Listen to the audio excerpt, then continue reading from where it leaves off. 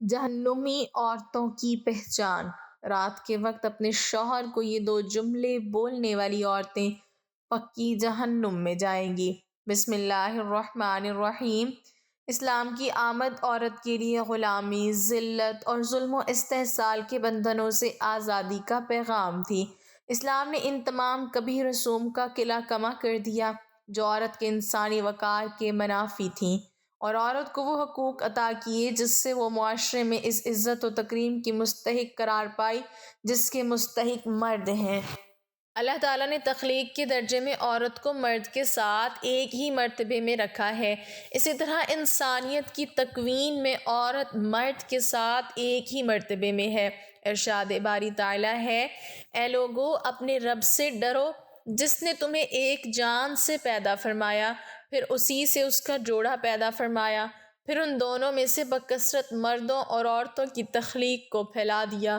عورت پر سے دائمی معصیت کی لعنت ہٹا دی گئی اور اس پر سے ذلت کا داغ دور کر دیا گیا کہ عورت اور مرد دونوں کو شیطان نے وسوسہ ڈالا تھا جس کے نتیجے میں وہ جنت سے اخراج کے مستحق ہوئے تھے، جبکہ عیسائی روایات کے مطابق شیطان نے حضرت حوا علیہ السلام کو بہکا دیا اور یوں حضرت حوا علیہ السلام حضرت آدم علیہ السلام کی بھی جنت سے اخراج کا سبب بنی۔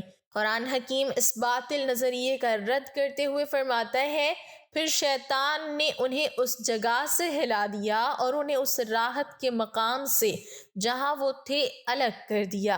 عورت کو زندہ زمین میں گاڑے جانے سے خلاصی ملی، یہ وہ بری رسم تھی جو احترام انسانیت کے منافی تھی۔ اسلام عورت کے لیے تربیت اور نفقہ کے حق کا ضامن بنا کہ اسے روٹی، کپڑا، مکان، تعلیم اور علاج کی سہولت ولی الامر کی طرف سے ملے گی۔ عورت کی تذلیل کرنے والے زمانہ جاہلیت کے قدیم نکاح جو در حقیقت زنا تھے، اسلام نے ان سب کو باطل کر کے عورت کو عزت بخشی۔ عبداللہ بن عباس رضی اللہ تعالی عنہما بیان کرتے ہیں کہ رسول اللہ صلی اللہ علیہ وسلم نے فرمایا، مجھے آگ دکھائی گئی تو میں آج جیسا خوفناک منظر کبھی نہیں دیکھا، اور میں نے جہنم میں اکثریت عورتوں کی دیکھی ہے۔ تو صحابہ کہنے لگے، اے اللہ کے رسول صلی اللہ علیہ وسلم وہ کیوں؟ تو نبی صلی اللہ علیہ وسلم نے فرمایا، اپنے کفر کی وجہ سے۔ تو آپ سے یہ کہا گیا وہ اللہ تعالیٰ کے ساتھ کفر کرتی ہیں؟ تو نبی صلی اللہ علیہ وسلم نے فرمایا، خاوند اور احسان کی ناشکری کرتی ہے۔ اگر آپ ان میں سے کسی کے ساتھ زندگی بھر احسان کرتے رہو تو پھر وہ آپ سے کوئی چیز دیکھ لے تو یہ کہتی ہے کہ میں نے ساری زندگی تم سے کوئی خیر ہی دیکھی۔ ابو سعید خدری رضی اللہ تعالیٰ عنہ بیان کرتے ہیں کہ نبی صلی اللہ علیہ وسلم عید الاضحیٰ یا عید الفطر کے لیے عیدگاہ کی طرف نکلے تو عورتوں کے پاس سے گزرے تو فرمانے لگے، اے عورتوں کی جماعت، صدقہ و خیرات کیا کرو، بے شک مجھے دکھایا گیا ہے کہ تمہاری جہنم میں اکثریت ہے۔ تو وہ کہنے لگیں، اے اللہ کے رسول صلی اللہ علیہ وسلم وہ کیوں؟ تو نبی صلی اللہ علیہ وسلم نے فرمایا، تم گالی گلوچ بہت زیادہ کرتی ہو اور خاوند کی نافرمانی کرتی ہو۔ میں نے دین اور عقل میں ناقص تم سے زیادہ کوئی نہیں دیکھا۔ تم میں سے کوئی ایک اچھے بھلے شخص کی عقل خراب کر دیتی ہے۔ وہ کہنے لگی، اے اللہ کے رسول صلی اللہ علیہ وسلم، تو ہمارا دین اور ہماری عقل میں نقص کیا ہے؟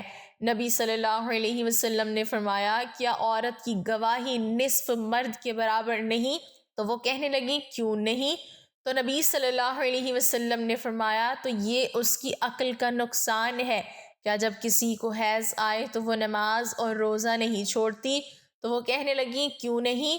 تو نبی صلی اللہ علیہ وسلم نے فرمایا، یہ اس کے دین کا نقصان ہے۔ اس لیے تمام مسلمان خواتین پر ضروری ہے کہ جو اس حدیث کو جانتی ہیں کہ ان کے معاملات بھی ان صحابیات کی طرح ہونے ضروری ہیں کہ جب ان کو اس کا علم ہوا تو انہوں نے خیر اور بھلائی کی جو کہ اللہ تعالیٰ کے حکم سے انہیں اس اکثریت سے دور لے جائے گی اور وہ جہنم میں داخلے سے بچ جائیں گی۔ تمام خواتین کو ہماری یہ نصیحت ہے کہ وہ اسلام کے شعار اور فرائض پر عمل کریں اور خاص کر نماز پڑھیں اور ان اشیاء سے دور رہیں جو کہ اللہ تعالیٰ نے حرام کی ہیں، خاص کر اس شرک سے جو کہ عورتوں کے اندر مختلف صورتوں میں پھیلا ہوا ہے، مثلاً اللہ تعالیٰ کے علاوہ دوسروں سے حاجات پوری کروانا اور جادوگروں اور نجومیوں کے پاس جانا۔ شریعت مطہرہ نے بیوی کو اپنے شوہر کی خوب اطاعت اور فرمانبرداری کا حکم دیا ہے۔ ارشاد نبوی ہے، بالفرض اگر میں کسی کو کسی کے سامنے سجدہ کرنے کا حکم دیتا تو بیوی سے کہتا کہ وہ اپنے شوہر کو سجدہ کرے۔ اسی اطاعت شعاری کا ایک نمونہ یہ ہے کہ جب شوہر بیوی کو اپنا طبعی تقاضا پورا کرنے کے لیے بلائے تو بیوی انکار نہ کرے۔ اس سلسلے میں حدیث مبارک میں واضح تعلیمات موجود ہیں، چنانچہ ارشاد مبارک ہے، جب آدمی اپنی بیوی کو اپنی حاجت پوری کرنے کے لیے بلائے اور بیوی انکار کرے، جس پر شوہر غصہ کی حالت میں رات گزارے، تو صبح تک فرشتے اس عورت پر لعنت بھیجتے رہتے ہیں۔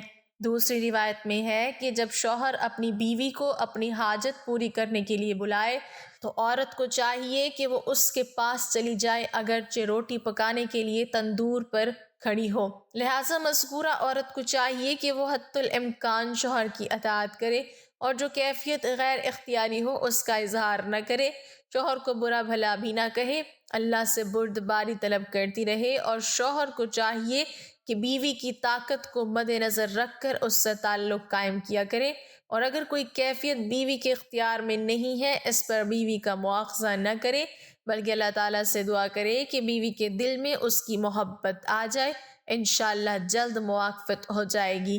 ہم اللہ تعالیٰ سے دعا گو ہیں کہ وہ ہمیں ہمارے سب بہن بھائیوں کو آگ سے دور کرے اور ایسے قول و عمل کرنے کی توفیق دے جو اللہ تعالیٰ کے قریب کریں، آمین۔ ناظرین، کمنٹ باکس میں اللہ تعالیٰ کے 99 ناموں میں سے ایک نام ضرور ٹائپ کریں۔